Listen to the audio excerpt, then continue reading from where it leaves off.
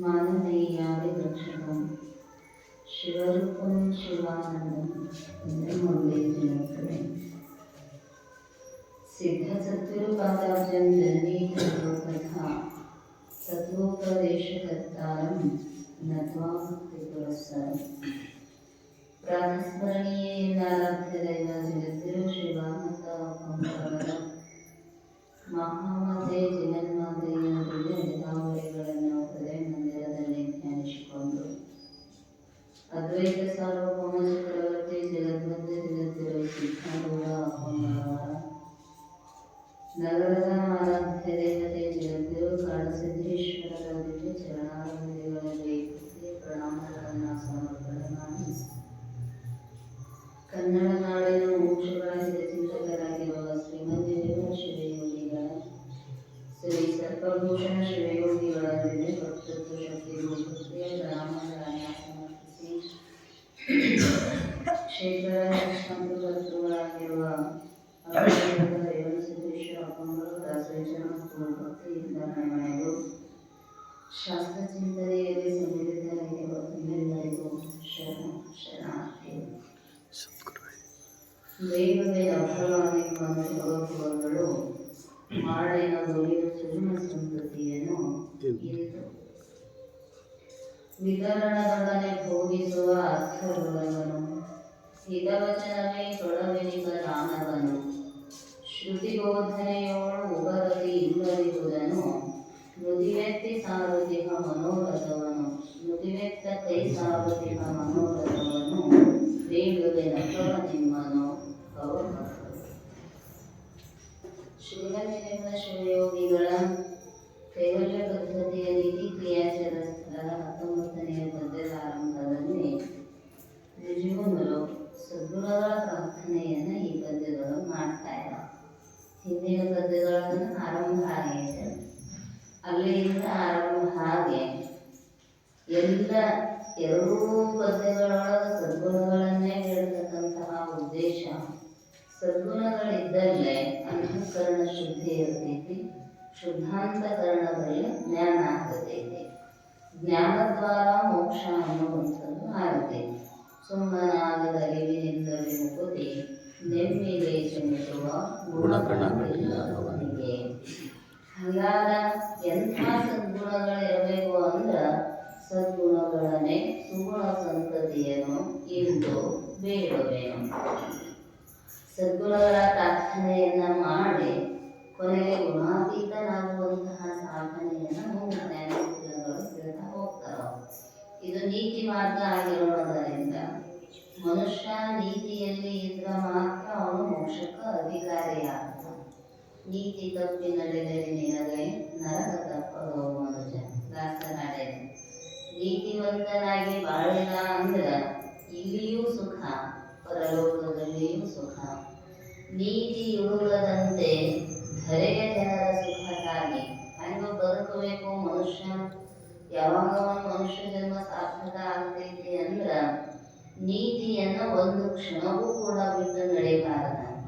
ಯಾಕಂದ್ರೆ ಶಾಸ್ತ್ರಗಳು ಹೇಳ್ತಾರೆ, ಅವರವರ ವರ್ಣಕ್ಕ ಅವರವರ ಆಶ್ರಮಕ್ಕ ಸಂಬಂಧಪಟ್ಟಿರ್ತಕ್ಕಂತಹ ನೀತಿ ಬೋಧನೆಗಳನ್ನು ಅನ್ಭವ ಅವುಗಳನ್ನ ಬಿಟ್ಟು ಮನುಷ್ಯ ನಡೆದ ಅಂದ್ರ ಅವನಿಗೆ ಸುಖ ಅನ್ನುವಂಥದ್ದು ಆಗುವುದಿಲ್ಲ. ಅದಕ್ಕವರು ಹಿಂದಿನ ನುಡಿಯೊಳಗೆ ಬೆಳೆದ ಕೊನೆ ಶಾಂತರಸದು ಅವುವೆಂದು ಬಣ್ಣಿಸುವ ವರ್ತನವನ್ನು.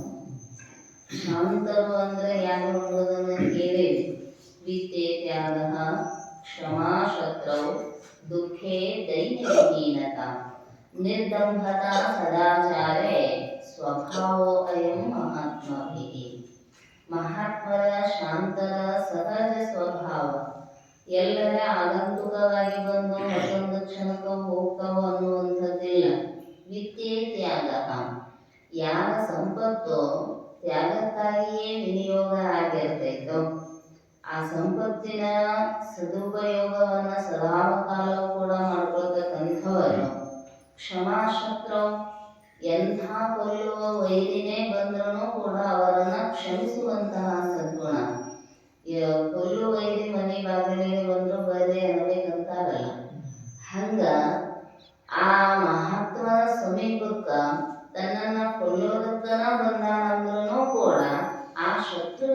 ಕ್ಷಮಿಸ್ತಕ್ಕಂತಹ ಸದ್ಭಾವ.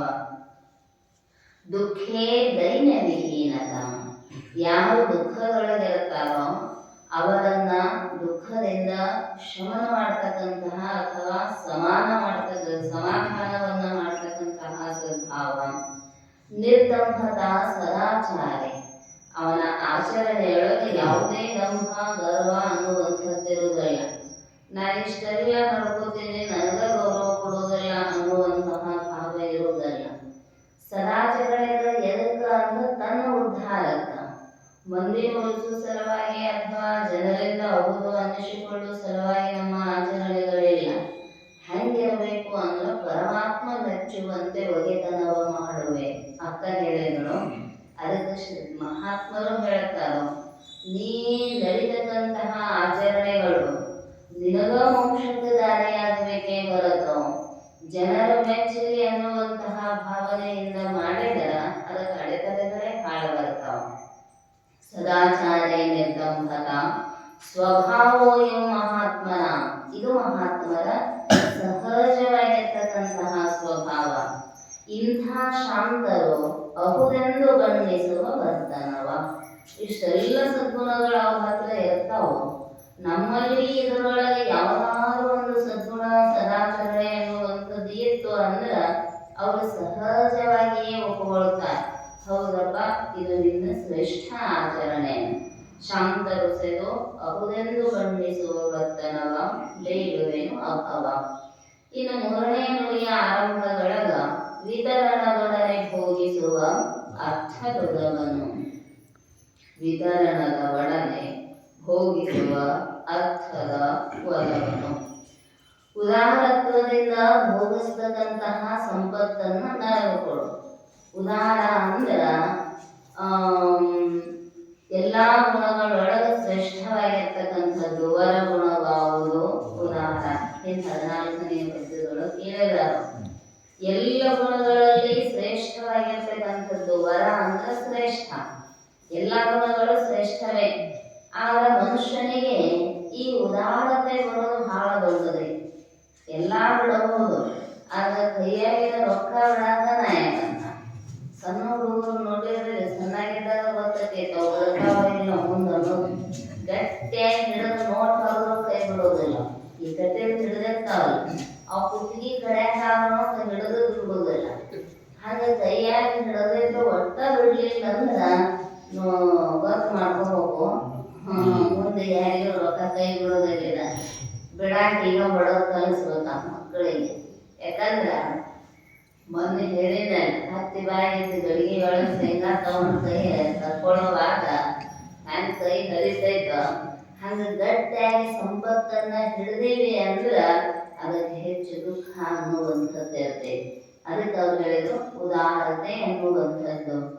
ಸಂಪತ್ತು ಕೊಡಬೇಡ ಅನ್ನೋದಿಲ್ಲ. ಯಾಕಂದ್ರ ಎಲ್ಲ ಕಾರ್ಯಗಳು ಸಂಪತ್ತನ್ನು ಆಶ್ರಯಿಸೇ ನಡೀತಾವ. ಎಲ್ಲ ಕಾರ್ಯಗಳು ಹಣ ಇದ್ದಾಗನ ದುಡ್ಡೇ ದೊಡ್ಡಪ್ಪ, ಆ ವಿದ್ಯೆ ಅದಪ್ಪ ಆನಂದರದೊಳಗೆ. ಆಗ ಪಂಚಾಣಂ ಕಾರ್ಯ ಸಿದ್ಧಿಗೆ ಧರ್ಮ ಕಾರ್ಯಗಳು ನಡಿಬೇಕಾದ್ರ, ಮಠ ಮಂದಿರಗಳು ನಡಿಬೇಕಾದ್ರ, ಸಮಾಜದ ಹಿತಚಿಂತನೆ ಆಗಬೇಕಾದ್ರ, ಹೋಗ್ಲಿ ಕೌಟುಂಬಿಕವಾಗಿರ್ತಕ್ಕಂತಹ ಅನುಕೂಲತೆಗಳು ಪ್ರಾಪ್ತಿಯಾಗಬೇಕಾದ್ರ ಸಂಪತ್ತು ಅನ್ನುವಂಥದ್ದು ಬೇಕು. ಆಗ ಎಂಥದ್ದಿರಬೇಕು ಅಂದ್ರ ಶುಚಿ ಶ್ರೀಮಂತಿಕೆ. ಭಗವಂತ ಹೇಳಿದನಲ್ಲ ಗೀತೆಯೊಳಗೆ, ಶ್ರೀಮಂತಿಕೆ ಜಗತ್ತಿನೊಳಗ ಬಹಳ ಇರ್ತಾವ. ಆದ್ರ ಅವು ಕೇವಲ ಭೋಗ ಜೀವನಕ್ಕಾಗಿ ಅಷ್ಟ ಮೀಸಲಾಗಿದ್ದು ಅಂದ್ರೆ ಅವು ಶುಚಿ ಶ್ರೀಮಂತಿಕೆ ಅನ್ನೋದಲ್ಲ. ಬೇಕಾದಂಗ ಹಣ ಬಂಗಾರ ಮೈ ಮೇಲೆ ಹಾಕೊಂಡು ಮನಿಯೊಳಗ ಹಂಸತೂಲಿಕ ಕಲ್ಪದೊಳಗನ ತುಗ್ಯಾಡ್ತಾರಂದ್ರೂ ದಾನಹೀನ ಗುಣ ಇತ್ತು ಅಂದ್ರ ಅವರನ್ನ ಭಗವಂತ ಮೆಚ್ಚುವುದಿಲ್ಲ. ಬಸವಣ್ಣನವರು ಸ್ಪಷ್ಟವಾಗಿ ಹೇಳಿದ್ದಾರೆ, ಪಾಪಿಯ ಧನ ಪ್ರಾಯಶ್ಚಿತ್ತಗಲ್ಲದೆ ಸತ್ಪಾತ್ರಕ್ಕೆ ಸಲ್ಲದಯ್ಯ. ನಾಯಿ ಹಾಲು ನಾಯಿ ಮರಿಗಲ್ಲದೆ ಪಂಚಾಮೃತಕ್ಕೆ ಸಲ್ಲುವುದೇ ಅಯ್ಯ. ಕೂಡಲ ಸಂಗನ ಶರಣರಿಗಲ್ಲದ ಅರ್ಥ ವ್ಯರ್ಥ ಕಂಡಯ್ಯ. ಕೋಟಿಗಟ್ಟಲೆ ಐತಂದ್ರೂ ಮಹಾತ್ಮರಿಗೆ ಮಹಾನ್ ಕಾರ್ಯಕ್ಕ ಸತ್ಸಂಗಕ್ಕ ಅವರು ವಿನಿಯೋಗ ಮಾಡಲಿಲ್ಲ ಅಂದ್ರೆ ಅದನ್ನು ತಗೊಂಡು ಏನು ಮಾಡೋದು? ಆಕಳನೇ ಇಲ್ರಿ ಎಲ್ಲಾ ಗೋ ಹತ್ಯೆ ಮಾಡಿ ಖಾಲಿ ಮಾಡ್ಯಾರು. ಇವ ಮನ್ಯಾಗ ನಾಯಿಗಳು ಸಾಕ್ತಿರ್ಲಿಲ್ಲ, ನಾಯಿಗಳನ್ನ ಹೆಚ್ಚಾಗ್ಯಾವ್ರಿ. ಮತ್ತ ಆಕಳ ಹಾಲು ಅಭಿಷೇಕಕ್ಕೆ ಬೇಕಂತಾರು, ಆಕಳನ ಅಷ್ಟು ಕಳಿಸೇ ಬಿಟ್ಟಿವಿ. ಇವನ ಒಂದಿಷ್ಟು ಹಿಡ್ಕೊಂಡು ಅಭಿಷೇಕ ಮಾಡೋದ್ರಿ ಅಂದ್ರ ಅದು ಯೋಗ್ಯ ಅನ್ನಿಸ್ತೈತೆ? ಅನಿಸುವುದಲ್ಲ. ಅದಕ್ಕೆ ಹೇಳಿದ್ರು ಅದು ಹೆಂಗೈತಿ ಪಾಪಿಯ ಸಂಪತ್ತು ಅಂದ್ರ ನಾಯಿಯ ಮೊಲೆಯೊಳಗಿನ ಹಾಲು ಇದ್ದಂಗೆ ಐತಿ ಅಂತ. ಅದು ಎದಕ್ಕೆ ಉಪಯೋಗ ಅಂದ್ರೆ ಆ ನಾಯಿ ಮರಿಗೆ ಅಷ್ಟ ಅದರ ಉಪಯೋಗವೇ ಹೊರತು ಬೇರೆ ಯಾವ ಕಾರ್ಯಕ್ಕೂ ಉಪಯೋಗ ಆಗುವುದಲ್ಲ. ಅದರೊಳಗೊಂದು ಭಗವಂತನಿಗಂತೂ ಅರ್ಪಿತ ಆಗಕ್ಕೆ ಸಾಧ್ಯವೇ ಇಲ್ಲ. ಚಾಂಡಾಲಾನಾಂ ಶ್ವಾನ ಚಾಂಡಾಲ ಅಂತ ಹೇಳಿದ್ದಾರೆ. ಚಾಂಡಾಲ ವಸ್ತು ಪ್ರಾಣಿಗಳೊಳಗೆ ಶ್ವಾನದಂತಹ ಚಾಂಡಾಲ ಪ್ರಾಣಿ ಯಾವುದೂ ಅಲ್ಲ. ಮತ್ತೆ ಆ ಪ್ರಾಣಿಯ ಹಾಲು ಹೆಂಗ ಅಭಿಷೇಕಕ್ಕೆ ಉಪಯೋಗ ಆಗ್ತಾವು, ಹಾಗೆ ನಮ್ಮ ಹತ್ರನು ಸಂಪತ್ತು ಅನ್ನುವಂಥದ್ದು ಭಗವತ್ ಕಾರ್ಯಕ್ಕೆ ವಿನಿಯೋಗ ಆಗಲಿಲ್ಲ ಅಂದ್ರ ನಾಯಿ ಮೊಲೆಗಿನ ಹಾಲು ಇದ್ದಂಗೆ ಆಗಿಬಿಡತೈತಿ ಅಂತ. ಅದಕ್ಕೆ ಅವ್ರು ಪ್ರಾರ್ಥನೆ ಮಾಡೋದು ಹಿಂಗ ಆಗಬಾರದು. ಯಾಕಂದ್ರೆ ಪಾಪವೇ ಬುದ್ಧಿ ಆಗತೈತಿ. ನಾವು ಸಂಪತ್ತನ್ನ ಗಳಿಸಿ ಗಳಿಸಿ ಇಟ್ಟಷ್ಟು ಪಾಪದ ಬುದ್ಧಿ ಹೆಚ್ಚಾಗಿ ಬಿಡತೈತಿ. ಇದನ್ನ ಹೆಂಗ ಮಾಡೋದು, ಏನ್ ಮಾಡೋದು, ಹೆಂಗ ಏನ ಅನ್ನೋದ ಹೆಂಗ ಹೋಗಿಬಿಡತೈತ. ದಾನವೆಂದರೆ ತಲೆಯಲ್ಲಿ ಛಾಣದಲ್ಲಿ ಹೊಡೆದಂತೆ, ತಾನೊಂದು ತಪ್ಪು ಮಾಡಲು ದಂಡವನು ಮೌನದಲ್ಲಿ ಇವನು ಸರ್ವಜ್ಞ. ಯಾರಾದ್ರೂ ದಾನ ಕೊಡ್ರಿ ಅಂದ್ರು ಅಂದ್ರ, ದಾನ ಅಂದ್ರ ಅವರು ಅಲ್ಲಿ ಅರ್ಥ ಬರೆದಿರ. ಸ್ವಸ್ವ ಅರ್ಥ ಹೆಂಗ ಕೊಡಬೇಕು ಅಂದ್ರ ಪರರಿಗೋಸ್ಕರವಾಗಿ ಯಾವುದೊಂದು ಅಪೇಕ್ಷೆ ಇಲ್ಲದನ ಅದನ್ನು ವಿತರಣ ಅಂದ್ರ ದಾನವನ್ನು ಮಾಡಿಬಿಡಬೇಕು. ಆರ್ಥೇಭ್ಯ ಪಾತ್ರೇಭ್ಯ ಸ್ವಸ್ಯ ಅರ್ಥ ವಿತರಣ.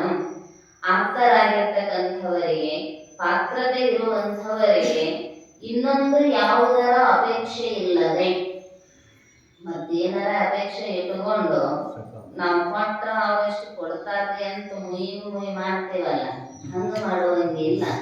ತಾನೇ ಗಳಿಸಿರ್ತಕ್ಕಂಥದ್ದಿರಬೇಕು, ಅದರ ಪಾತ್ರತೆ ಇರಬೇಕು, ವಿನಿಯೋಗ ಆಗುವಲ್ಲಿ. ಯಾರ್ಯಾರಿಗೋ ಏನೇನೋ ಕೊಟ್ಟಿವಿ ಅಂದ್ರೆ ನಡೆಯುವುದಲ್ಲ. ಸತ್ಕಾರ್ಯಕ್ಕ ಸದಾಚರಣೆ ನಡೀತಕ್ಕಂಥದ್ರಲ್ಲಿ ಕೊಡ್ತೀವಿ ಅಂದ್ರ ಆ ಪುಣ್ಯದೊಳಗ ನಮಗೂ ಭಾಗಿ ಅನ್ನುವಂಥದ್ದು. ಮತ್ತೆ ಕೆಟ್ಟ ಕಾರ್ಯಕ್ಕ ಕೊಟ್ಟಿವಿ, ಜೋಜು ಮಟಕ ಏನೇನು ಹಾಡ್ತಿರ್ತಾರಲ್ಲ, ಅಂಥವ್ರಿಗೆ ಅಂದೈತೆ ಭಾಳ ಬೇಡ್ಕೊಳಕತ್ತಾರ್ರಿ, ಹೊಳದು ಕರಿದು ಮಾಡಕತ್ತಾರ, ಅಂಥವ್ರಿಗೆ ಕೊಡ್ತೀವಿ ಅಂದ್ರೆ ಆ ಪಾಪದೊಳಗ ನಮಗೂ ಪಾಲಿರ್ತೈತಿ. ಅದಕ್ಕೆ ಭಗವಂತ ಹೇಳಿದ, ನೀವು ಪಾತ್ರತೆಯನ್ನ ಯೋಗ್ಯತೆಯನ್ನ ಅರಿತುಕೊಂಡು ಎಷ್ಟು ಕೊಡಬೇಕು ಅನ್ನುವಂಥದ್ದನ್ನು ಗೊತ್ತಿರಬೇಕಂತ. ಸ್ವಸ್ವತ್ವ ನಿವೃತ್ತಿ ಅನುಕೂಲ ವ್ಯಾಪಾರ. ತನ್ನ ಸಂಪತ್ತನ್ನ ದುಃಖ ನಿವೃತ್ತಿಗಾಗಿ ಕೊಡತಕ್ಕಂತಹ ವ್ಯವಹಾರ ಏನೈತಲ್ಲ ಅದು ದಾನ. ಯಾಕೆ ದಾನ ಮಾಡಬೇಕು ಅಂದ್ರ ದಾನದ ರೂಪದೊಳಗೆ ನಮ್ಮ ಕೆಟ್ಟ ಕರ್ಮ ಪಾಪ ಅನ್ನುವಂಥದ್ದು ಹೊರಗೆ ಹೋಗುತ್ತೈತ. ಕೆರೆಗೆ ಕೂಡಿ ಬಿಟ್ಟಿರ್ತಾರೆ, ಸುತ್ತಲೂ ಒಂಡಿ ಕಟ್ಟಿರ್ತಾರೋ, ಒಂದು ಕೂಡಿ ಬಿಟ್ಟಿರ್ತಾರೆ. ಯಾಕ ಅಂದ್ರೆ ಕೆರೆ ಪೂರ್ಣ ತುಂಬೆ ಅಕಸ್ಮಾತ್ ನೀರು ಹೆಚ್ಚಿಗಾಯ್ತು ಅಂದ್ರೆ ಒಡ್ಡು ಹೊಡ್ಕೊಂಡ ಕೆರೆ ಹಾಳಾಗಬಾರ್ದು ಅಂತ ಒಂದು ಪ್ರಮಾಣದೊಳಗೆ ಈ ನದಿಗಳಿಗೆ ಅಣೆಕಟ್ಟು ಕಟ್ಟಿ ಗೇಟ್ ಕುಂದಿರ್ಸಿರ್ತಾರೆ. ಹೆಚ್ಚಾಗಿ ಡ್ಯಾಮ್ ಹೊಡಿತೈತೆ ಅನ್ನೋ ಪ್ರಸಂಗದೊಳಗೆ ಗೇಟ್ ತೆಗೆದು ಬಿಡ್ತಾರೆ. ಹಂಗ ಕೆರೆಗೆ ಒಂದು ಪ್ರಮಾಣದೊಳಗೆ ತುಂಬಿತು ಅಂದ್ರೆ ಕೆರೆಗೆ ಅದು ಬಾಕಿ ಮಾಡಬಾರ್ದಂತ ಹೆಚ್ಚಿನ ನೀರು ಹೊರಗೆ ಹೋಗಾಕ ಒಂದು ಕೂಡಿ ಬಿಟ್ಟಿರ್ತಾರೆ. ಹಂಗ ಸಂಪತ್ತನ್ನುವಂಥದ್ದು ನಮ್ಮ ಜೀವನದೊಳಗೆ ಒಂದು ಪ್ರಮಾಣದೊಳಗೆ ಇರಬೇಕಂತ.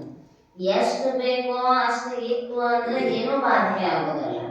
ಮತ್ತ ಅದನ್ನ ಹೆಂಗ ಎಷ್ಟು ಬಳಸಿಕೊಳ್ಬೇಕು ಅನ್ನುವಂತಹ ಪ್ರಜ್ಞಾವಂತಿಕೆ ಇರಬೇಕು. ಹೆಚ್ಚಿಗೆ ಆಯಿತು ಅಂದ ಮನುಷ್ಯನೊಳಗೆ ಲೋಭ ಬುದ್ಧಿಯನ್ನ ತರ್ತೈತಿ.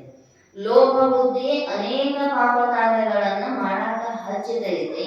ಅದಕ್ಕೋಸ್ಕರವಾಗಿ ದಾನ ಅನ್ನುವಂತಹ ಗೋಳಿಯನ್ನು ಬಿಟ್ಟು ಬಿಡಬೇಕಂತ. ಹೆಚ್ಚಿಗೆ ಆಗೋದು ಹೆಚ್ಚಿಗೆ ಅನ್ನಕೇನು ಇದ್ದದ್ದೆಲ್ಲ ಹೆಚ್ಚಿಗೆ ಸಂತ ಹೇಳಿದ್ರಲ್ಲ, ಉಣ್ಣಾಕ ತಿನ್ನಾಕ ಅಷ್ಟ ಚಲೋ, ಹೆಚ್ಚಿಗೆ ಇದ್ದದ್ದೆಲ್ಲ ಜಾಸ್ತಿನ ಅಂತ. ನಾವು ಎಷ್ಟೆಷ್ಟು ಅದಾವ್ರಿ ನಾವು ಲೆಕ್ಕ ಹಾಕೊಳ್ಳೋದು. ಯಾಕಂದ್ರ ನಮಗ ನಾಳೆಗೆ ಇದ್ರ ಸಾಕಾಗೋದಿಲ್ಲ, ಮತ್ ಇನ್ನೊಂದು ವಾರ, ಇನ್ನೊಂದು ತಿಂಗಳು, ಇನ್ನೊಂದು ವರ್ಷ, ಇನ್ನೊಂದು ಜನ್ಮ, ಇನ್ನೊಂದು 10 ಜನ್ಮದ್ದು ವಿಚಾರ ಮಾಡ್ತೇವೆ. ಈಗೆಲ್ಲ ಆರಾಮದೇವ್ರಿ, ಈಗೆಲ್ಲ ಆರಾಮದೇವ್ರಿ, ಮುಂದಿನ ಚಿಂತೆಗೈತ್ರಿ. ಮಗ ಶಾನೆ ಇಲ್ಲ, ಮಗನ ಚಿಂತೆಗೈತ್ರಿ. ಮಗನ ಚಿಂತೆ ಮಾಡಿ ನೀವೇನ್ ಮಾಡೋದತ್ತೆ? ಯಾಕಂದ್ರ ಅವರವರ ಹಣೆಯ ಬರಹದ ಲಿಖಿತವನ್ನ ಭಗವಂತ ಅವರವರಿಗೆ ಬರದ ಕಳಿಸಿದಾನೆ. ಅದರ ಬಗ್ಗೆ ಚಿಂತೆ ಮಾಡಿ ಈಗಿದ್ದದ್ದು ಅನುಭವಿಸೋದು ಬಿಡೋದ್ರೊಳಗೆ ಏನ ಲಾಭ ಅನ್ನುವಂಥದ್ದು. ಅದಕ್ಕೆ ಹೇಳಿದ್ರು ಅವರು, ಇದ್ದದ್ದನ್ನ ನಾವು ಇರುವಾಗನ ಅನುಭವಿಸುವುದಾಯ್ತು, ಕೊಡುವುದಾಯ್ತು. ಈ 2 ಭಾವಗಳನ್ನುವಂಥವು ನಮಗೆ ಇದು ಅಂದ್ರ ಅದಕ್ಕೆ ಹೇಳ್ತಾರ ಅವರು, ತಾನು ತಿನ್ನಂಗಿಲ್ಲ, ಇನ್ನೊಬ್ಬರಿಗೂ ಕೊಡೋಂಗಿಲ್ಲ, ಯಾರಿಗೆ ಬಾಳು ಅಂದ್ರೆ ಇನ್ನೊಬ್ಬರಿಗೆನ ಆಗಿ ಹೋಗಿ ಬಿಡತೈತಿ ಅಂತ. ಗೋ ಹಿರಣ್ಯಾದೀನಾಂ ಸ್ವಕೀಯಾನಾಂ ಮೂಲ್ಯಗ್ರಹಣಂ ವಿನಾ ಶಾಸ್ತ್ರೋಕ್ತ ವರ್ತ್ಮನ ಸ್ವಸ್ವತ್ವ ಪರಿತ್ಯಾಗ ಪೂರ್ವಕಂ ಪರಸ್ವತ್ವಾಪಾದನಂ ದಾನಂ. ಇನ್ನೊಂದು ಹೇಳ್ತಾರ, ತನ್ನ ಸಂಪತ್ತನ್ನ ಗೋ ಹಿರಣ್ಯಾದೀನಾಂ, ಆಕಳು, ಬಂಗಾರ, ಭೂಮಿ, ವಸ್ತ್ರ ಯಾವುದೇ ಇರಬಹುದು, ಅದು 2 ಹೇಳಿ ಆದಿಶಬ್ದ ಬಳಸಿದ್ದಾರೆ. ತನ್ನದಾಗಿರ್ತಕ್ಕಂತಹ ಈ ಸಂಪತ್ತನ್ನ ಮೂಲ್ಯ ಗ್ರಹಣವಿನ ಹಣವನ್ನ ತೆಗೆದುಕೊಳ್ಳದೆ ಶಾಸ್ತ್ರೋಕ್ತ ವರ್ತ್ಮನ, ಹಂಗ ಯಾರ್ಯಾರಿಗೆ ಕೊಡೋದಲ್ಲ, ಶಾಸ್ತ್ರಗಳ ಇಂಥವರಿಗೆ ಈ ದಾನವನ್ನ ಮಾಡಬೇಕು. ಗ್ರಹಣ ಕಾಲದೊಳಗ ಕೇಳಾಕ್ ಹೋಗ್ತೇವೆ, ನಿಮಗೆ ಈ ದೋಷ ಐತಿ, ಬಂಗಾರ ಕೊಡ್ರಿ, ಬೆಳ್ಳಿ ಕೊಡ್ರಿ, ಅಥವಾ ಆಕಳ ದಾನ ಮಾಡ್ರಿ ಅಂತ. ಯಾರಿಗೆ ಮಾಡ್ಬೇಕಂದ್ರೆ ಅಲ್ಲೇ ಮಗನ ಮನೆಯವ್ರಿಗೆ ಮಾಡೋದಿಲ್ಲ, ಅಥವಾ ಮನೆಯವ್ರಿಗೆ ಮಾಡೋದಿಲ್ಲ. ಅವ್ರು ಹೇಳ್ತಾರೆ, ಯಾರಿಗೆ ಅಂದ್ರೆ ಶಾಸ್ತ್ರೋಕ್ತವಾಗಿ ಯಾರು ಅದಕ್ಕೆ ಜಂಗಮರಿರಬಹುದು, ಬ್ರಾಹ್ಮಣರಿರಬಹುದು, ಮಹಾತ್ಮರಿರಬಹುದು, ಅವ್ರಿಗೆ ಏನ್ ಮಾಡೋದು ಅಂದ್ರ ಶಾಸ್ತ್ರೋಕ್ತವಾಗಿ ಕೊಡೋದು. ಯಾಕಂದ್ರೆ ಹೇಳಿ, ದಾನ ನಮ್ಮ ಪಾಪ ಅನ್ನುವಂಥದ್ದು ದಾನದ ರೂಪದೊಳಗೆ ಹೊರಗೆ ಹೋಗೋದೈತೆ ಅಂತ.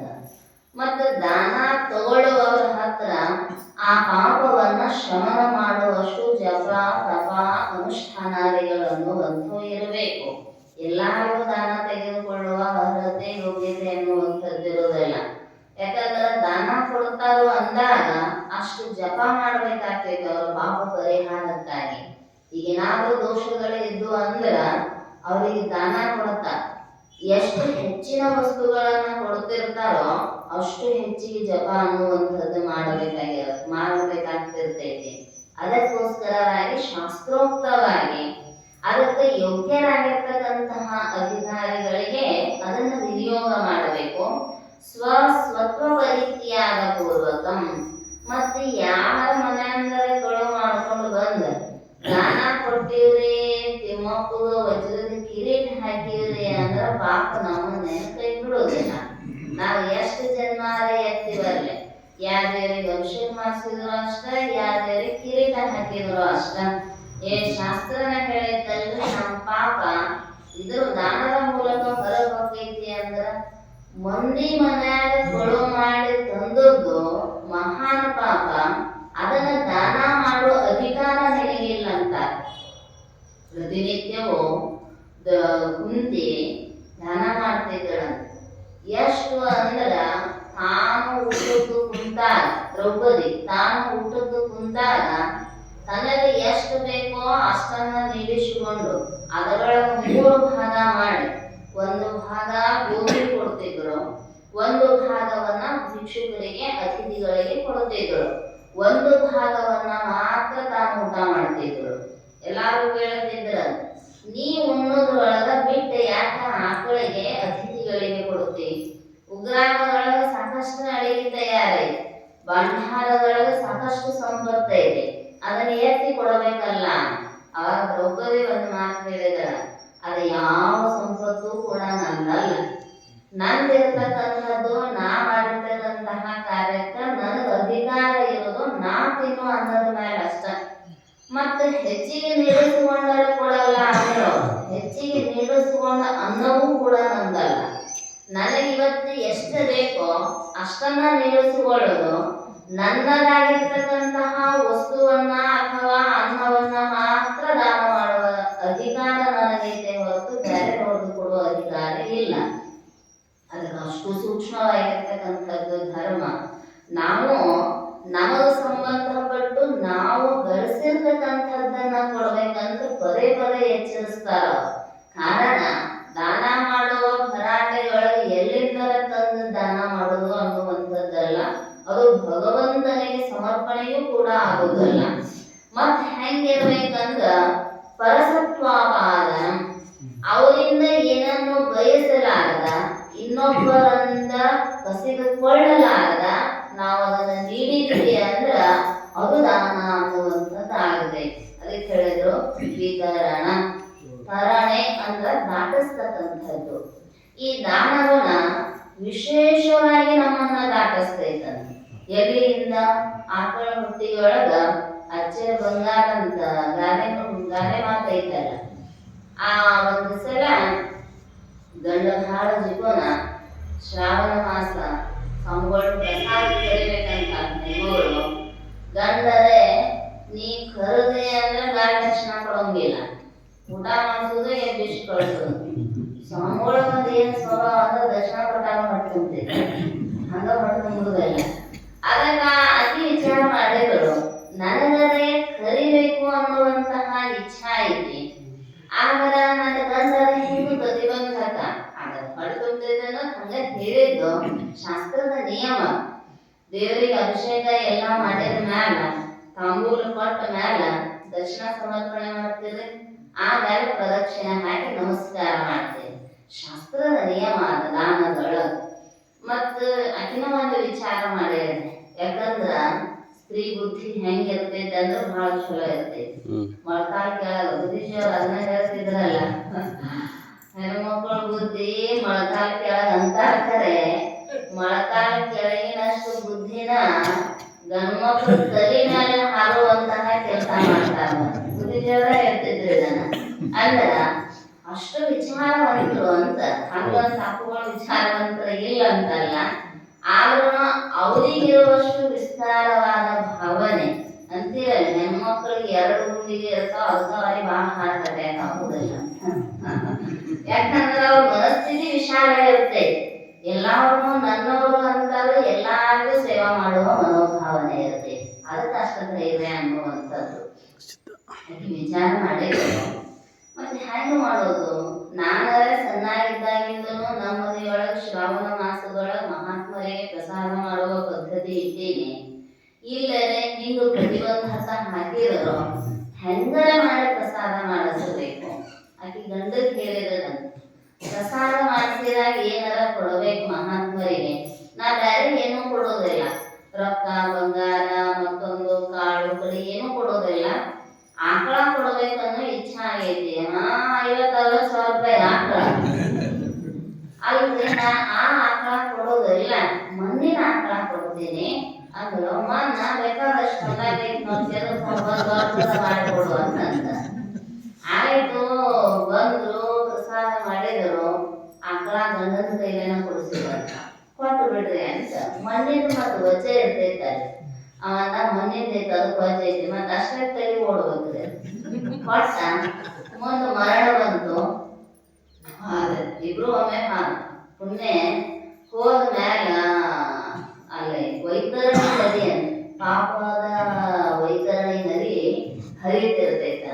ಅಲ್ಲಿ ಗೌರವಾದಿ ನರಕಗಳನ್ನ, ಬಹಳಷ್ಟು ನರಕಗಳ ವರ್ಣನೆಯನ್ನ ಮಾಡಿದ್ದಾರೆ. ಈ ವೈತರಣಿ ಅಂದ್ರೆ ನಾವು ಘಟ ಹರಿತಿರ್ತಾವಲ್ಲ, ಹಂಗ ಪಾಪದ ಹುಳುಗಳು ಒದ್ದಾಡ್ತಕ್ಕಂತಹ ಅದೊಂದು ನದಿ. ಅದನ್ನ ದಾಟಿದ ಮೇಲೆ ಮುಂದೆ ಹೋಗಬೇಕಂತ.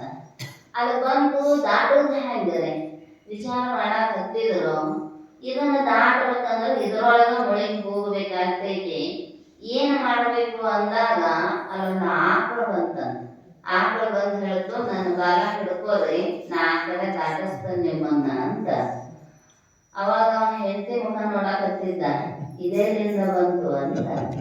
ಹೆಂಡತಿ ಹೇಳಿದಳ ಅಂತ, ಇದು ಏನು ದನ ಆಕಳ ಕೊಟ್ಟಿದ್ರಲ್ಲ ಅದ ದಾನ ಕೊಟ್ಟದ ಆಕಳ ಪರಿಣಾಮವೇ ಇಲ್ಲಿ ಆಕಳಾಗಿ ಬಂದು ನಮ್ಮನ್ನು ದಾಸಾಕತ್ತೈತಿ. ಅವ ಅಂದ ಮಣ್ಣಿನ ಆಕಳನ್ನು ಹಿಂಗ ಪರಿಣಾಮ ಬೀರ್ತೈತೆ ನನ್ನ ಆಕೆ ಹೇಳೋ ಮೊದಲ ಅದ್ರ ಕಡೆ ದಾಟಂಗ್ರಿ ಆ ಕಡೆ ದಂಡಿ ಮಾದ ಸ್ವರ್ಗಕ್ಕ ಅವಾಗ ಅಂದ ಇನ್ನೊಂದಾರು ಕೊಡ್ಬೇಕಿಲ್ಲ ಆಕಳ ಅಂದ. ಹೆಂಡತಿ ಹೇಳಂತ ಬರೀ ಆಕಳ ಕೊಟ್ಟಿಲ್ರಿ, ಆಕಳ ಹೊಟ್ಟ್ಯಾಗ ನನ್ನ ತವ್ರ ಮನೆಯವ್ರು ಕೊಟ್ಟದ ಬಂಗಾರ ಎಲ್ಲ ಇಟ್ಟು ಆಕಳ ಮಾಡಿ ಅದಕ್ಕೆ ಆಕಳ ಹೊಟ್ಟೆಯಲ್ಲಿ ಹಚ್ಚೇರು ಬಂಗಾರ ಆ ಕಥೆನೂ ಹೌದು. ಗೋವಿನ ಉದರದೊಳಗ ಗೋವಿನ ಮೂತ್ರದೊಳಗ ಸುವರ್ಣಾಂಶ ಅನ್ನುವಂಥದ್ದೈತಿ ಬಂಗಾರ. ಅದಕ್ಕೆ ಆಕಳ ಹಾಲಿನೊಳಗ ಬಂಗಾರದ ಅಂಶ ಇರ್ತೈತಿ ಅಂತ ಮಕ್ಕಳ ಬೆಳವಣಿಗೆಯೊಳಗ ಪರಿಣಾಮ ಬೀರ್ತೈತಿ ಅಂತ ಹೇಳೋದು. ಅಂದ ನಾವು ಏನು ಕೊಟ್ಟಿರ್ತೀವಿ ತರಣೆ ನಮ್ಮನ್ನ ದಾಟಿಸುವಂಥದ್ದು.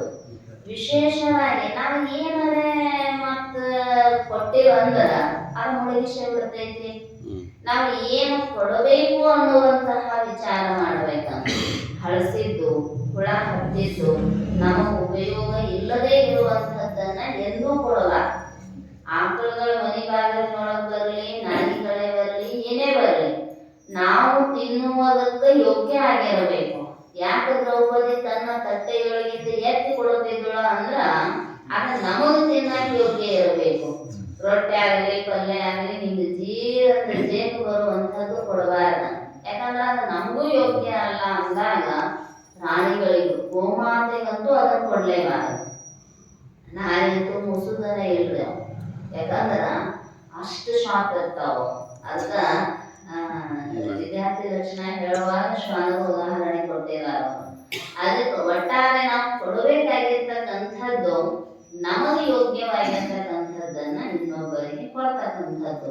ಅದಕ್ಕೆ ಕೇಳಿದ್ರು ಅವರು ವಿತರಣ ಕೊಟ್ರ ನಮ್ಮನ್ನು ಪಾರು ಮಾಡ್ಬೇಕದು, ಅದರೊಡನೆ ಹೋಗಿಸುವ. ಹಂಗಾರ ಅರ್ಥ ಅಂದ್ರೆ ಏನು ಅಂದ್ರೆ ಚತುರ್ವಿಧ ಪುರುಷಾರ್ಥದೊಳಗೆ ಹೇಳಿದ್ದಾರೆ. ಧರ್ಮ, ಅರ್ಥ, ಕಾಮ, ಮೋಕ್ಷ. ಕಾಮ ಸಾಧಕ ಅರ್ಥ. ಕಾಮ ಅಂದ್ರೆ ಕೇವಲ ಒಂದೇ ಮುಖವಾಗಿ ನಾವು ಅರ್ಥ ಮಾಡುವಾಗ ಪ್ರತಿಯೊಂದು ವಸ್ತುವಿನ ಇಚ್ಛೆಗೂ ಕೂಡ ಕಾಮ ಅಂತ ಶಬ್ದ ಬಳಸಿದ್ದಾರೆ. ನಮಗೆ ಏನೇನು ಇಚ್ಛೆಗಳು ಇರ್ತಾವೋ ಅದನ್ನ ಪಡೆದುಕೊಳ್ಳುವುದಕ್ಕ ಸಾಧನೀಭೂತವಾಗಿರ್ತಕ್ಕಂಥದ್ದು ಅರ್ಥ. ಅರ್ಥ ಅಂದ್ರ ಪದಾರ್ಥ ಅನ್ನುವಂಥದ್ದು ಬರ್ತೈತಿ. ಅರ್ಥ ಅಂದ್ರ ಸಂಪತ್ತು ಅನ್ನುವಂಥದ್ದು ಅಲ್ಲಿ ಬರ್ತೈತಿ. ಇಲ್ಲಿ ಅವರು ಪದಗಳ ಅರ್ಥ ಅಂತ ಬೇಡ್ಕೊಂಡಿಲ್ಲ. ವಿತರಣ ಅಂದ್ರೆ ಹಂಚುವಂಥದ್ದು. ಅದು ಈ ಹಣದ ರೂಪದೊಳಗ ಸಂಪತ್ತಿನ ರೂಪದೊಳಗ ಬರತಕ್ಕಂತಹ ಅರ್ಥ. ಪುರುಷಾರ್ಥ ಭೋಗ ಅರ್ಥ. ಇನ್ನು ಸಂಪತ್ತು ಮುಂದಿನ ಪುರುಷಾರ್ಥ ಅಂದ್ರ ಕಾಮ ಪುರುಷಾರ್ಥವನ್ನ ಭೋಗಿಸುವುದಕ್ಕ ಸಾಧನೆಯಾಗಿರ್ತಕ್ಕಂಥದ್ದು. ಮನಿ ಕಟ್ಟಬೇಕನ್ನೋ ಇಚ್ಛಾ ಇದ್ದಾಗ ಕಂಚಾಣ ಬೇಕ, ಹೊಲ ಹಿಡಿಬೇಕನ್ನುವ ಇಚ್ಛಾ ಪೂರ್ಣ ಆಗಬೇಕಾದ್ರ ಅದು ಬೇಕ. ಸುಮ್ಮನೆ ಇವತ್ತು ಇಂಥದ್ದು ಭೋಜನ ಮಾಡಬೇಕ್ರಿ ಅಂದ್ರೂ ಸಂಪತ್ತು ಅನ್ನುವಂಥದ್ದು ಬೇಕು. ಒಟ್ಟಾರೆ ಒಂದು ಪುರುಷಾರ್ಥ ಸಾಧನೆಗೆ ಈ ಅರ್ಥ ಅನ್ನುವಂಥದ್ದು ಬೇಕು. ಪ್ರಧಾನಾರ್ಥ ಉಪಕ್ಷೇಪ ಅರ್ಥ. ಈ ಪ್ರಧಾನವಾಗಿರ್ತಕ್ಕಂತಹ ಅಂದ್ರೆ ಮೋಕ್ಷ ಪುರುಷಾರ್ಥವನ್ನ ನಾವು ಹೊಂದಬೇಕಾಗಿತ್ತು ಅಂದ್ರ ಈ ವ್ಯವಸ್ಥೆ ಅಂದ್ರೆ ಸಂಪತ್ತು ಇದ್ರ ದಾನ ಧರ್ಮಾದಿಗಳನ್ನ ಮಾಡ್ತೀವಿ. ದಾನ ಧರ್ಮಾದಿಗಳನ್ನ ಮಾಡಿದ್ರ ಅಂತಃಕರಣ ಶುದ್ಧಿ ಆಗ್ತೈತಿ. ಶುದ್ಧಾಂತಕರಣದಲ್ಲಿ ಜ್ಞಾನ ಆಗ್ತೈತಿ. ಜ್ಞಾನದ್ವಾರ ಮೋಕ್ಷ. ಅದಕ್ಕೆ ಅವರು ಮೊದಲ ಧರ್ಮವನ್ನ ಇಟ್ಟಿದ್ದಾರೆ, ಆಮೇಲೆ ಅರ್ಥವನ್ನ ಇಟ್ಟಿದ್ದಾರೆ. ಹೆಂಗ ಸಂಪಾದನೆ ಆಗಬೇಕು ಅಂದ್ರೆ ಧರ್ಮದ ತಳಹದಿಯ ಮೇಲೆ ಸಂಪಾದನೆ ಆಗಬೇಕಂತ. ಮೊಳಗೆಯ ಮಾರಯ್ಯನವರು ಕಟ್ಟಿಗೆ ಕಡೆಗೆ ಹೋಗಿದ್ದ.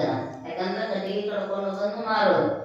ಅವರು ಕಾಶ್ಮೀರದ ಅರಸ ಮಹದೇವ ಗೋಪಾಲರು ಅಲ್ಲಿಂದ ಬಿಟ್ಟು ಶರಣರ ಮಹಿಮೆಯನ್ನ ಕೇಳಿ ಏನೋ ಸುಖ ಇಲ್ಲ ಅಂತ ಇಲ್ಲಿಗೆ ಬಂದವು.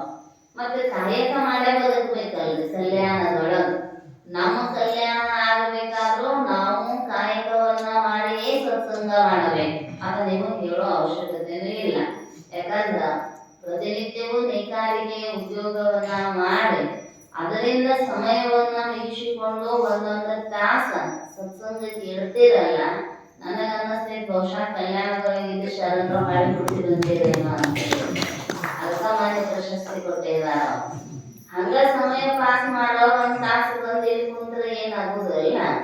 ಕಾಯಕದೊಂದಿಗೆ ಶರಣರು ಹೇಳಿರ್ತಕ್ಕಂಥದ್ದು ಕಾಯಕ, ದಾಸೋಹ, ಅರ್ಚನೆ, ಅನುಭಾವ ಇವೆಲ್ಲವುಗಳು ಕೂಡ ನಿಮ್ಮ ಹತ್ರ ಅಲ್ಲ.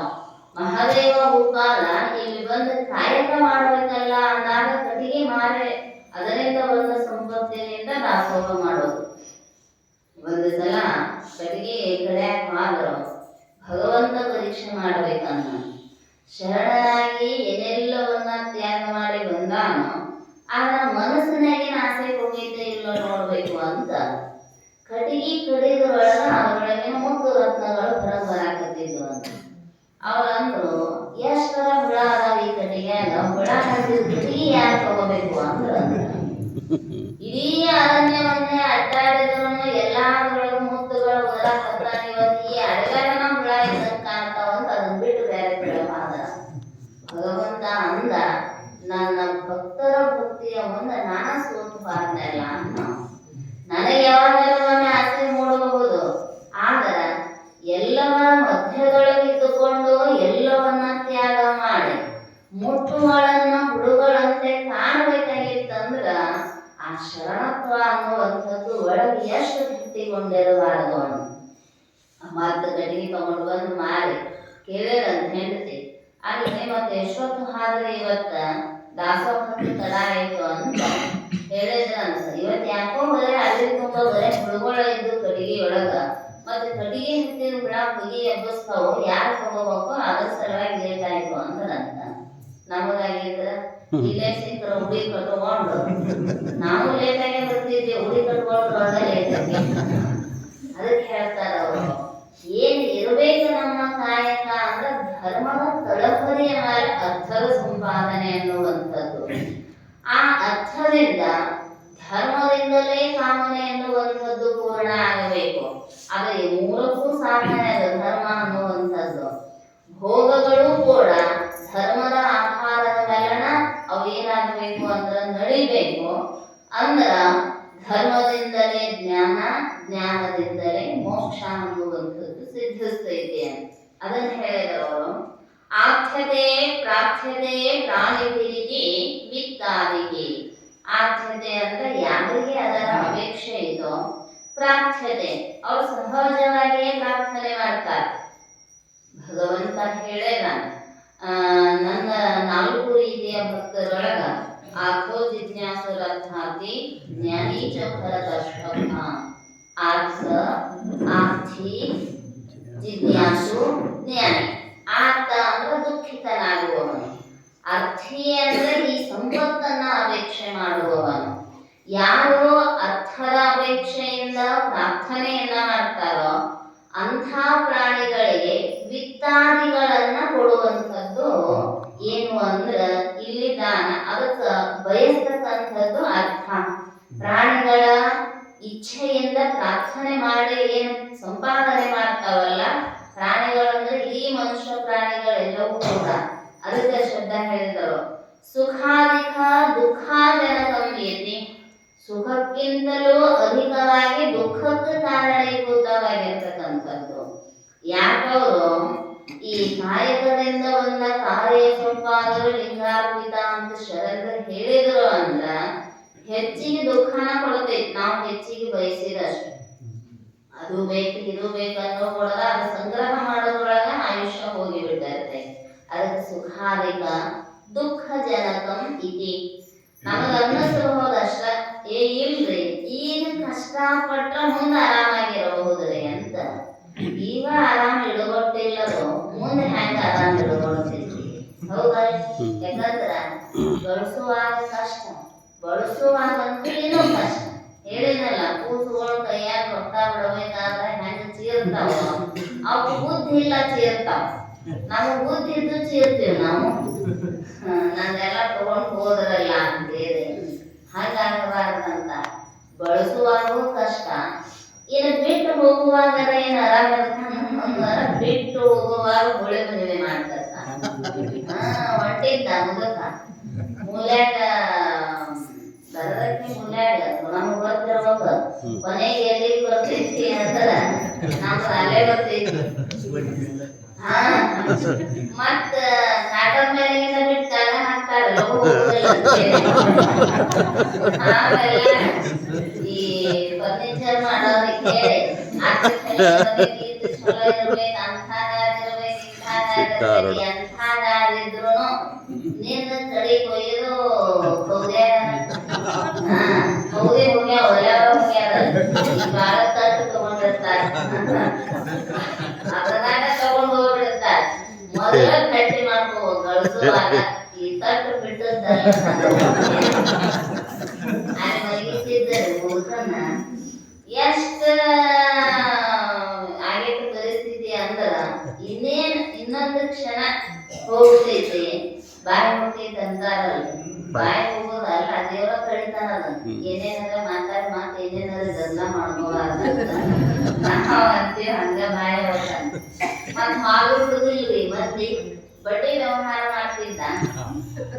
ಮಕ್ಕಳಂದ್ರು ನಮ್ಮಪ್ಪ ಏನ ಹೇಳ್ಬೇಕಂತಾನು, ಯಾಕ ಬಾಯಿ ಹೋಗೈತಿ, ಯಾರಿಗೆ ಏನ್ ಕೊಟ್ಟಾನೋ, ಹಸಿಟ್ಟಾನೋ ಇಲ್ಲೋ, ಮತ್ ಎಲ್ಲಾರ ಏನಾರ ಹುಡುಗಿಟ್ಟಾನೋ ಕೇಳ್ಬೇಕಂತ ಡಾಕ್ಟರ್ ತರಿಸಿ ಎಲ್ಲ ಮಾತಾಡುವಾಗ ಇಂಜೆಕ್ಷನ್ ಮಾಡ್ರಿ.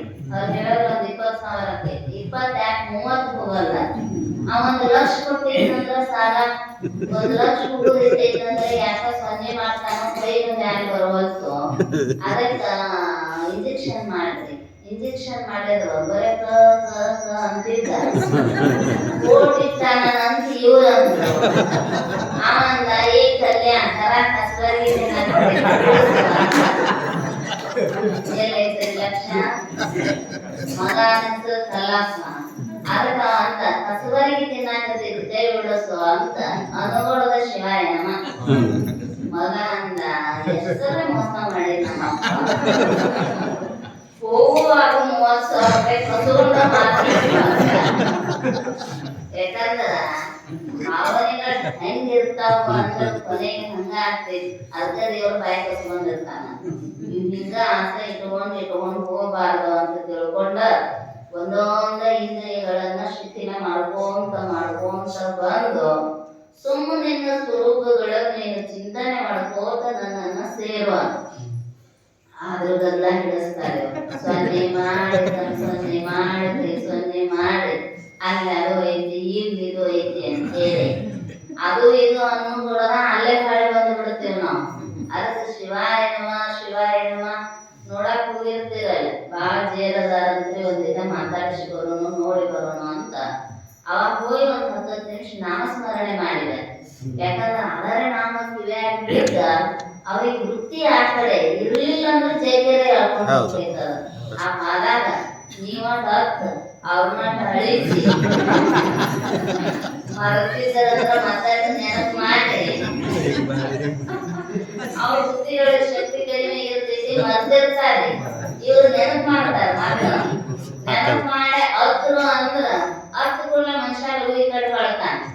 ಆ 10 ಕೂಡಲೇ ಅವ್ರು ಲಘು ಈ ಕಡೆ ತಿರುಗ್ತಾವ. ಹಂಗ ಮಾಡಬೇಡ್ರಿ. ಯಾವನ ಇನ್ನು ಮ್ಯಾಲ ಘೋಷಣೆ ಮಾಡ್ತೀರಿ, ಶಾಸ್ತ್ರಜ್ಞರ ಅದೇರಿ, ಇನ್ನು ಮ್ಯಾಲ ಮತ್ತೊಮ್ಮೆ ನೆನಪಿಸ್ತಾನ ಸರ್. ಮತ್ತೆ ಮನ್ಯಾನ ಅವ್ರು ಹುಚ್ಚರಂತ ಬೈದ್ರೆ ಏನ್ ಮಾಡೋದ್ರಿ? ಅವ್ರು ಬೈದ್ರ ಬೈಯಲ್ಲ. ಯಾಕಂದ್ರೆ ಕೆಲಸ ಮಾಡ್ಕೊಂಡ್ಬಿಡ್ರಿ, ಜಪ ಮಾಡಿ ಬಂದ್ಬಿಡ್ರಿ. ಅವ್ರು ಬೇಕಾದಂಗ ಬೈಯಲ್ಲ. ಏನ್ ಕಿವ್ಯಾಗ ಬಾಯಿ ಇಟ್ಟು ಮಾತಾಡಕ್ ಹೋಗಿರ್ತಿರಲ್ಲ, ಮಾತಾಡ್ಸಿದಂಗ ಮಾಡ್ರಿ.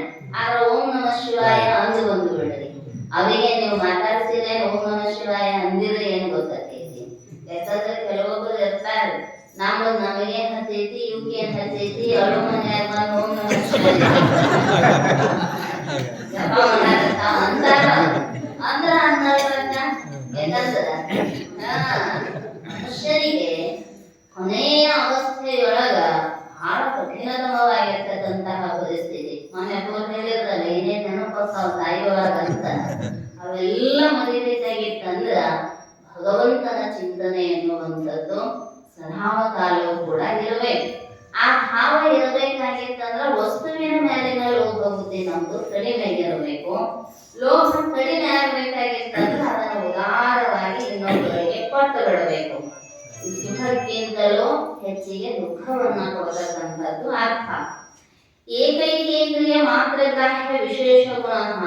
ಅರ್ಥದ ಏನು ಸಾಮರ್ಥ್ಯ ಅಂದ್ರ ಏಕೈಕ ಒಂದೊಂದೇ ಇಂದ್ರಿಯಗಳನ್ನ ಮಾತ್ರ ಗ್ರಾಹ್ಯ ಅಂದ್ರ ಆಕರ್ಷಣೆ ಮಾಡ್ತಕ್ಕಂಥದ್ದು.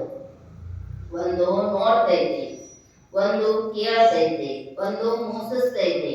ಆ ಅರ್ಥ ಅಂದ್ರ ವಸ್ತುವಿನ ಸಂಪತ್ತಿನ ಕೆಲಸ ಏನು ಅಂದ್ರ ಹಿಂಗ್ರಿ ಅಂದ್ರು ಅಂದ್ರ ಇದ ಒಂದ ಇಂದ್ರಿಯ ಗ್ರಹಣ ಮಾಡ್ತೈತಿ.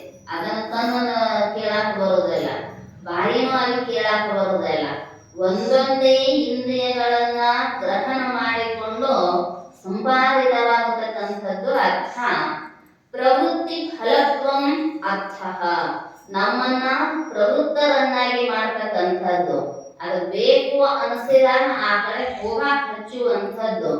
ಹಣ ಅಂದ್ರ ಹೆಣನ ಬಾಯಿ ಬರ್ತೈತಂತಾರಲ್ಲ, ಅಂದ್ರ ಎಂಥವರನ್ನೂ ಕೂಡ ತನ್ನೆಡೆಗೆ ಆಕರ್ಷಣೆ ಮಾಡುವಂಥದ್ದು ಆ ಸಂಪತ್ತು ಅನ್ನುವಂಥದ್ದು. ಅದಕ್ಕ ನಿಜವಂದ್ರು ಬೇಡ್ಕೊಂಡ್ರು, ಭಗವಂತ ಇದರಿಂದ ನನಗೆ ದುಃಖನ ಐತೆ ಹೊರತು ಕೊಟ್ಟ ಬಿಟ್ನಿ ಅಂದ್ರ ನಿಶ್ಚಿಂತೆಯಾಗಿರುತ್ತೆ. ಯಾಕಂದ್ರ ತ್ಯಾಗದೊಳಗ ಸುಖ ಇರುವಷ್ಟು ಭೋಗದೊಳಗ ಸುಖ ಇಲ್ಲ. ತ್ಯಾಗೇನ ಏಕೇನ ಅಮೃತತ್ವ ಮಾನುಷರು. ನಮಗ ಮನಸ್ಸಿಗಾಗಲಿ ನಮ್ಮ ಮನುಷ್ಯ ಜನ್ಮಕ್ಕಾಗಲಿ ಶ್ರೇಷ್ಠವಾಗಿರ್ತಕ್ಕಂಥದ್ದು ಸುಖ ಸಾಧನೆ ತ್ಯಾಗವನ್ನ ಮಾಡ್ತಕ್ಕಂಥದ್ದು. ಪಿಪೀಲಿ ಕಾಚಿತಂ ಧಾನ್ಯಂ. ಮತ್ತು ಕೊಡದೇ ಇದ್ರೆ ಏನಂತೈತಂತ ಸುಭಾಷಿತಕಾರರು ಹೇಳ್ತಾರೆ. ಪಿಪೀಲಿ ಕಾಚಿತಂ ಧಾನ್ಯಂ ಮಕ್ಷಿಕಾ ಸಂಚಿತಂ ವಧು ಲುಬ್ಧೇನ ಸಂಚಿತಂ ದ್ರವ್ಯಂ ಸಮೂಲಂ ಚ ವಿನಶ್ಯತೆ. ಪಿಪೀಲಿಕಾರ್ಜಿತಂ ಧಾನ್ಯಂ. ಪಿಪೀಲಿಕ ಅಂದ್ರೆ ಇರಿವಿ ಕಾಳುಗಳನ್ನ ಸಾಯ ಹಿಡ್ಕೊಂಡು ಹಗಲು ಸತತ ಪ್ರಯತ್ನ ಮಾಡ್ತಿರ್ತೆ. ಒಂದೊಂದು ಜೀವಿಯಿಂದ ನಾವು ಒಂದೊಂದು ಗುಣಗಳನ್ನ ಗ್ರಹಣ ಮಾಡಬೇಕು. ಅದ ಹೆಂಗ ಬ್ಯಾಸರ ಇರ್ಲಾರ್ದಂಗ ನೀವು ದಾರಿ ಕೈ ಹಿಡಿದು ಬದಲಾಯಿಸಿದ್ರು ಸುತ್ತಾಡ್ತಾರ ಅದ ದಾರಿಗೆ ಬರ್ತೈತಿ. ನಮ್ಮಂದ್ರಿ ಅವ್ರ ದಾರಿ ತಪ್ಪಿಸಿದ್ರಿ, ಅವರ ಕರ್ಕೊಂಡು ಹೋದ್ರಿ, ಅವರ ರುಚಿ ಹಚ್ಚಿದ್ರಿ, ಬುದ್ಧಿರ ಬೇಕಬೇಡ ಅಂತ ಆ ಇರುವಿಗೆ ಬೇಕಾದ ಪರೀಕ್ಷೆ ಮಾಡಿ ನಾ ಬೆಲೆ ಕೊಂಡಾಗ ಅದೇ ಕೆಲಸ ಮಾಡ್ತೇವೆ. ಸೀದಾ ಹೊಕ್ಕಿರ್ತಾವ, ಕೈ ಹಿಡಿದು ಬಿಡೋದು, ಹಿಂಗ ಕೈ ಹಿಡಿದು ಅವು ಇಷ್ಟು ಸುತ್ತ ಹಾಕಿದ್ರು ಮತ್ತೊಂದು ದಾರಿಗೆ ಬರ್ತಾವ. ಮತ್ತ ಅವು ಎಂದು ಸಾಲು ಬಿಡೋದಿಲ್ಲ. ಒಂದು ಸಾಲು ತಪ್ಸಿದ್ವಿ ಅಂದ್ರ ಮುಂದೊಂದು ಏನ್ ಹೊಕ್ಕಿರ್ತೈತಿ ಅದ್ರ ಒಟ್ಟನ ಹೋಗ್ತಾವ. ಅದಕ್ಕ ಮಧುರ ಗುಣವ ಇರಬೇಕು. ಇಲ್ಲದ ಬೆಕ್ಕಾದಲ್ಲಿ ಇದ್ರು ತನ್ನ ಸಾಲು ಬಿಟ್ಟು ಎಲ್ಲೇನೂ ಹೋಗೋದಿಲ್ಲ. ಆಗ ನಾವು ಸತತ ಪ್ರಯತ್ನ ಮಾಡಿ ಬಾಯಿಯಿಂದ ಕಾಳು ಬಿಡಿಸಿದ್ರೆ ನೀವು ಮತ್ತೆ ಹೋಗಿ ಮತ್ತೊಂದು ಕಾಳು ತಗೊಂಡು ಬರ್ತೈತಿ. ಸಂಗ್ರಹ ಮಾಡಿರ್ತಕ್ಕಂತಹ ಧಾನ್ಯ ಎಲ್ಲ ತಿಂತಾವೇನು ಅಂದ್ರೆ ಇಲ್ಲ. ತಂದು ಗುಡ್ಡಿ ಹಾಕಿದ್ದು ಯಾರ ನಡುವೆ ಇಷ್ಟು ಮಾಡಿಬಿಟ್ರು ಅಂದ್ರೆ ಸತ್ತು ಹೋಗ್ಬಿಡತಾವ. ಕಳಿಸಿದ್ದು ಯಾರಿಗೆ? ಇನ್ನೊಬ್ಬರಿಗೆ. ಅದಕ್ಕೆ ಹೇಳ್ತಾರ ಅದರಂತೆ ಗಳಿಸಬೇಕು. ಆಗ ಬಳಸುದು ನಮಗೆ ಗೊತ್ತಿರಬೇಕು. ಅದಕ್ಕೆ ಗೊತ್ತಿಲ್ಲ, ಬರೀ ಸತತ ಪ್ರಯತ್ನ ಮಾಡಿ ಮಾಡಿ ಮಾಡಿ ಮಾಡಿ ಗಳಿಸ್ತೈತಿ. ಆದ್ರೆ ನಂದು ಒಂದು ಕ್ಷಣದ ಆಯುಷ್ಯ ತಿನ್ನಬೇಕು ಅನ್ನುವಂಥದ್ದು ಅದಕ್ಕೆ ಗೊತ್ತಿರಂಗಿಲ್ಲ. ಹಂಗ ಮನುಷ್ಯ ಸತತ ಸತತ ಗಳಿಸುವುದರೊಳಗನ ಉಳಿದು ಬಿಟ್ಟ ಅಂದ್ರ ಹೋಗಿಸೋದು ಯಾವಾಗ, ಅದನ್ನು ಬಳಸೋದು ಯಾವಾಗ? ಅದಕ್ಕೆ ಪಿಪೀಲಿಕಾರ್ಜಿತಂ ಧಾನ್ಯಂ ಮಕ್ಷಿಕಾ ಸಂಚಿತಂ ವಧು. ಈ ಜೇನುತುಪ್ಪ, ಆ ಜೇನು ನೊಣ ಎಲ್ಲ ಹೂವಿನ ಮೇಲೆ ಹಾರಾಡಿ ಹಾರಾಡಿ ಹಾರಾಡಿ ಅದರೊಳಗಿರುವ ಮಗುವನ್ನ ಹಿಡ್ಕೊಂಡು ಬಂದು ಜೇನುತುಪ್ಪವನ್ನಾಗಿ ಸಂಗ್ರಹ ಮಾಡ್ತೈತಿ. ಅದಕ್ಕೆ ಎಷ್ಟು ಪ್ರಯತ್ನ ಅಂದ್ರೆ ಸತತ ಪ್ರಯತ್ನ ಇರ್ತೈತಿ, ದೀರ್ಘ ಪ್ರಯತ್ನ. ಆದ್ರೂ ಅದು ತಾನು ತಿನ್ನಲಿಲ್ಲ ಅಂದ್ರ ಇವು ಮನುಷ್ಯ ಹೋಗಿ ತಿಂದು ಬಿಡ್ತಾವ. ತಿಂತಿರ್ಲಿಲ್ಲ, ಹೋಗಿ ಹುಳ ಓಡಿಸಿ ಬಗೆ ಹಾಕಿ ಎಲ್ಲಾ ಮಾಡಿ ಅವು ಗಳಿಸಿದ್ದನ್ನ ಇವ್ ತಗೊಂಡ್ಬರ್ತಾನ. ಮನುಷ್ಯನ ಬುದ್ಧಿನ ಇರ್ತಾರೆ. ಇನ್ನೊಬ್ಬರು ಗಳಿಸಿದ್ರ ಮೇಲೆ ಹೆಚ್ಚಿಗೆ ಆಸೆ ಇರ್ತೈತಿ. ತಾನು ಗಳಿಸಿದ್ದನ್ನ ಹಂಗೆ ಇಡಾಕ ಪ್ರಯತ್ನ ಮಾಡ್ತಾನ. ಅದನ್ನ ಹೇಳ್ತಾರ ಈ ಜೇನುನೊಣಗಳು ಸಂಗ್ರಹ ಮಾಡಿರ್ತಕ್ಕಂತಹ ಜೇನುತುಪ್ಪ ಲುಬ್ಧೇನ ಸಂಚಿತಂ ದ್ರವ್ಯಂ. ಅದು ಹೆಂಗ ತಿನ್ನಲಾರದ ಸಂಗ್ರಹ ಮಾಡಿ ಮಾಡಿ ಮಾಡಿ ಇಟ್ಟು ಮಂದಿಗೆ ಬೆಳಿತೈತೋ ಹಾಗೆ ಲೋಭಿ ನೀನು ಸಂಗ್ರಹ ಮಾಡಿ ಮಾಡಿ ಇಟ್ಟಿ ಅಂದ್ರ ಸಮೂಲಂಚ ವಿನಶ್ಯತೆ, 1 ರೂಪಾಯಿ ಉಳಿಲಾರ್ದಂಗ ನಾಶ ಆಗಿ ಹೋಗಿ ಬಿಡ್ತೈತಿ. ಅದಕ್ಕೋಸ್ಕರವಾಗಿ ವಿತರಣದೊಡನೆ ಹೋಗಿಸುವ ಅರ್ಥದೊದವನು. ಅವಕ ಬುದ್ಧಿ ಇಲ್ಲ. ಈ ಬುದ್ಧಿಯಲ್ಲಿ ಮನುಷ್ಯ ಬಂದು ನಮ್ಮ ಮುಂದೆ ಎಲ್ಲಾ ಕಸ್ಕೊಂಡು ಹೋಗ್ತಾರ ಅನ್ನೋದು ಅವು ಸಂಗ್ರಹ ಮಾಡಿರ್ತಾವ. ನಮಗ್ ಬುದ್ಧಿ ಐತೆ, ನಾವು ಸಂಗ್ರಹ ಮಾಡಿದ್ದನ್ನ ನಾವು ತಿನ್ನಲಾರದ ಇನ್ನೊಬ್ಬರಿಗೂ ಕೊಡಲಾರದ ಅದೀವಿ ಅಂದ್ರ ಅದ ನಾಶ, ನಮ್ಮ ಪಾಡಿಗೆ ನಾಶ ಆದಂಗ. ಯಾಕಂದ್ರ ಗಳಿಸಿದವ್ರ ಉಣಲಿಲ್ಲ ಅಂದ್ರ ಅದು ನಮಗೆ ಏನು ಲಾಭ ಆಯ್ತು? ಹಿಂದಿನವರಿಗೆ ಲಾಭ. ಅದಕ್ಕ ದಾನ ಕೊಟ್ಟಿದ್ದು ನಿನ್ನ ದಾರಿ ಬತ್ತಿಗಾಯಿತು, ಇಟ್ಟದ್ದಿಲ್ಲೇ ಉಳಿಯಿತು. ಏನ್ ಇಟ್ಟಿಟ್ಟು ಹೋಗ್ತೀವಿ ಅದು ಇಲ್ಲೇ ಎಂದೂ ಬರೋದಿಲ್ಲ. ಆದ್ರೆ ದಾನ ಕೊಟ್ಟದ್ದು ಮಾತ್ರ ನಮಗ ದಾರಿಗೆ ಬುದ್ಧಿ ನಮ್ಮನ್ನ ವೈತರಣಿಯಂತಹ ನದಿಯಿಂದ ಪಾರು ಮಾಡುವುದಂತ ಸಾಧನೆ. ಅದಕ್ಕೆ ಕೊಡುವಾಗ ಎಚ್ಚರಿಕೆಯಿಂದ ಏನು, ಎಷ್ಟು, ಯಾರಿಗೆ, ಯಾವಾಗ ಕೊಡಬೇಕು ಅನ್ನುವಂಥದ್ದು ಗೊತ್ತಿರಬೇಕು. ಸಂಪತ್ತು ಕೊಡಬೇಡ ಅನ್ನೋದಿಲ್ಲ ಭಗವಂತ. ವಿತರಣದೊಡನೆ ಅಂದ್ರೆ ಹಂಚಿ ತಿನ್ನುವಂತಹ ಸದ್ಭಾವನೆಯೊಂದಿಗೆ ನನಗೆ ಸಂಪತ್ತನ್ನು ಕೊಡುವಂತ ಪ್ರಾರ್ಥನೆಯನ್ನ ಮಾಡ್ತಾ ಇದ್ದಾರೋ ಅಂಥ ಪ್ರಾರ್ಥನೆಯಿಂದ ಅಂತಃಕರಣ ಶುದ್ಧಿ, ದಾನಗುಣ ಇತ್ತು ಅಂದ್ರ ಅರ್ಥದ ಶುದ್ಧಿಯೂ ಆಗ್ತೈತಿ, ಅಂತಃಕರಣದ ಶುದ್ಧಿಯೂ ಆಗ್ತೈತಿ. ಸಂಪತ್ತನ್ನ ಶುದ್ಧೀಕರಿಸ್ತಕ್ಕಂಥದ್ದು. ನೀರು ಸೋಸಿ ಕುಡಿತೀವಿ, ಯಾಕ ರೋಗಗಳು ಬಾರ ಬರ್ತಾವೆ ಅಂತ. ಅರ್ಥ ಯಾಕೆ ಸೋಸಿ ತಗೊಳ್ಳೋದಿಲ್ಲ? ರೊಕ್ಕ ಸಾರಿ ಬಂದೈತೆ ಅಂದ್ರೆ ಅಂದಿದ್ದೀನಿ. ಇದ ದಾನ ಅನ್ನುವಂಥದ್ದರಿಂದ ಸಂಪತ್ತನ್ನ ಸೋಸಿ ತಗೊಂಡು ಸ್ವೀಕಾರ ಮಾಡ್ಬೇಕಂತ. ಅಂದ್ರೆ ನಮಗೂ ಆರೋಗ್ಯ ಪೂರ್ಣವಾಗಿ ಇರ್ತೀವಿ. ಹೇಳ್ತಾರಲ್ಲ, ಶರೀರದೊಳಗ ಬ್ಲಡ್ನು ಏನಿರ್ಬೇಕಂದ್ರ ಅದು ಸರಿಯಾಗಿ ಚಲನೆ ಆಗ್ತಿರ್ಬೇಕು, ಶುದ್ಧಿ ಇರ್ಬೇಕು, ಅಂದ್ರ ಆರೋಗ್ಯ ಚಲೋ ಇರ್ತೈತಿ. ಆಮೇಲೆ ಹೊರಗ ದುಡ್ಡು ಚಲೋ ಇರ್ಬೇಕು. ಅದು ಅಂದ್ರ ದುಡ್ಡು, ಬ್ಲಡ್, ಹೆಡ್, ಬುದ್ಧಿ ಚಲೋ ಇರ್ಬೇಕು, ಶುದ್ಧಿ ಇರಬೇಕು, ರಕ್ತ ಶುದ್ಧಿ ಇರಬೇಕು, ಸಂಪತ್ತು ಶುದ್ಧಿ ಇರಬೇಕು. ಅಂದ್ರ ಮನುಷ್ಯ ಮಹಾದೇವನಾಗುವುದಕ್ಕ ಸಾಧ್ಯ ಅನ್ನುವಂತಹ ಮಾತನ್ನ ತಿಳಿಸ್ತಾ ಇದ್ದಾರ. ಉಳಿದ ವಿಷಯ ಮತ್ತೆ ನಾಳೆ ಚಿಂತನೆ ಮಾಡೋಣ ಅಂತ ತಿಳಿಸ್ತಾ ನನ್ನೆಲ್ಲರೂ ಅರಿವಿರದ ವಾಕ್ಯಗಳನ್ನ ಜಗದ್ಗುರು ಶ್ರೀವಾನಂದರ ಚರಣ ಸನ್ನಿಧಿಗೆ ಸಮರ್ಪಿಸಿ ಹರವು. ಸಹನಾವವತು ಸಹನೌ ಪುನತ್ತು ಸಹ ವೀರ್ಯಂ ಕರವಾವಹೈ ತೇಜಸ್ವಿನಾವತೀತಮಸ್ತು ಮಾ ವಿದ್ವಿಷಾವಹೈ. ಓಂ ಶಾಂತಿ ಶಾಂತಿ ಶಾಂತಿ.